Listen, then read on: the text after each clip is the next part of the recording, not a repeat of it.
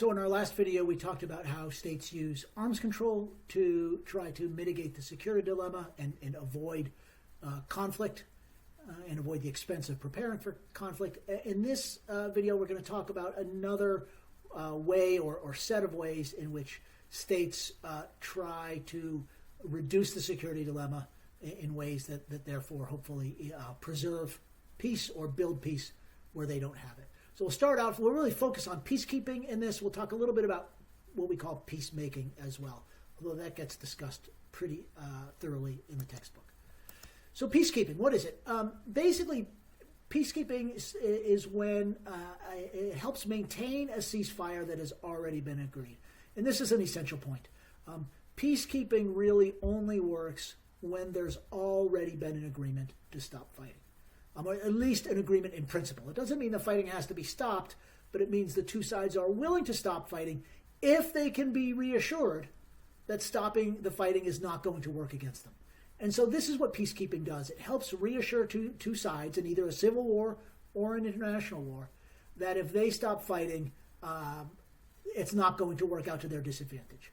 For example, because the other side uses the rest to get stronger and then attack them again. So peacekeepers play two roles. One is they monitor. They basically are, depending on the exact provisions, they're able to monitor both sides to reassure the other side that their adversary is not rearming or is not moving troops to new places in order to attack. So it provides a lot of information to reassure them that they're not cheating.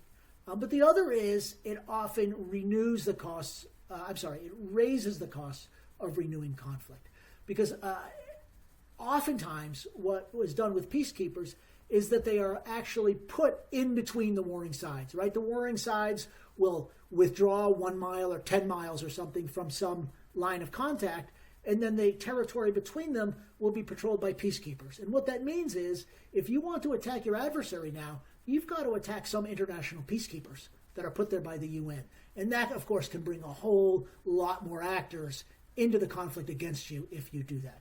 So it reassures both sides that the other side will endure a very high price if they violate the deal, and so it contributes to stability that way. So again, the overall goal is to reassure both sides that the risks of a ceasefire are low. So here's just an example of what's called the UN Disengagement Observer Force, which has been in kind of the northern part of Syria, southwestern part of Syria, southern part of Lebanon, all the way since the 1973 Yom Kippur War.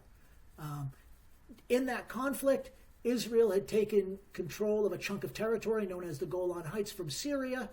And as the war was winding up to an end, Syria, of course, wanted this territory back, still does. There was a fear that this particular issue was going to lead the conflict to starting up again. And so essentially what happened was the two sides withdrew from some distance from each other, and peacekeepers were inserted in between, and they've been there ever since. So the bad news is it hasn't solved the conflict. The good news is we haven't had really another direct Israeli-Syrian war since 1973, although to some extent they've gone at each other via proxies in Lebanon. So let's just give you an idea of what we're talking about here. So in the map on the left, right, we've got Israel here, Lebanon here, and this is the territory, the Golan Heights, that Israel occupied as a result of the 1973 war. And you can see this narrow strip to the right, maybe, which is blown up in this map on the right, which shows the deployment of the UN Observer Force as of February 2019.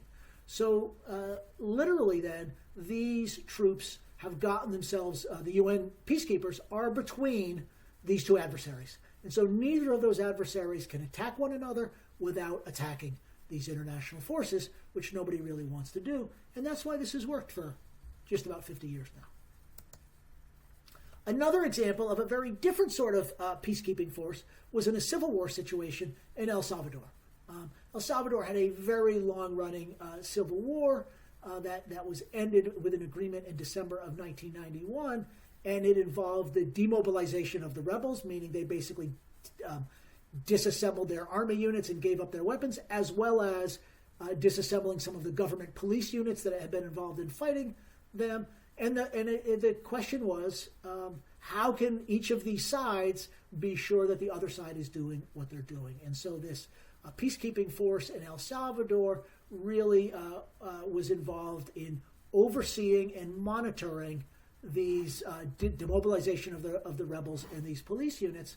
And by early 1995, the mission was regarded as complete and successful, and they were able to leave. Now, there's still all sorts of issues in El Salvador, but it's not been in that civil war did not really restart. So let's talk a little bit then about peacemaking and peace enforcement. And the big distinction here is that these are things that external actors do to create peace when there is not an existing ceasefire or agreement. Basically to say, we're going to force two sides to stop fighting. And essentially there's different ways in which this happens, but some external actors declare, perhaps in negotiation with the parties, but perhaps at least partly over the opposition of parties, to say we're going to establish some rules of this conflict, and we're going to enforce them because we have the power to do it. So a great example of this is that after the first U.S.-led invasion of Iraq in 1991, when the U.S. withdrew and left the government of Saddam Hussein in power, there was this concern, of course, that Saddam Hussein was going to then retaliate against some of the people in his own country, especially the Kurds in the north that he had essentially rebelled. And what the United Nations said was that there's going to be a no-fly zone in northern Iraq. In other words, the Iraqi Air Force was not going to be able to operate. The idea being if they couldn't operate up there, it would be harder for them to kill or attack the Kurds. Something very similar was done in Libya in 2011, where the UN authorized NATO to enforce a no-fly zone in order to prevent Libyan government forces from attacking civilians with their aircraft, attacking civilians that were seen as being opposed to the government. That ended up becoming very controversial, but it did fulfill that role. NATO's intervention in the Yugoslav wars in 1995 and then again in 1999 was there was no pre-existing agreement to stop fighting, but what NATO said to the different actors was, if you do these things, we're going to bomb you. And it followed through on those commitments, and in a way forced those actors to not prosecute the war quite as fully as they had hoped to. So none of these cases really relied on an agreement between the warring parties. Now, in some cases, it seems like this peacemaking and peace enforcement took sides. And certainly, depending on where you were within the conflict itself, you might feel that it was taking sides. Certainly, the government of Serbia/Yugoslavia felt that NATO was taking sides against it. The government of Muammar Gaddafi in Libya absolutely felt that NATO was taking sides against it. And so there's a different sense of the fairness of it because it doesn't rely on this pre-existing agreement.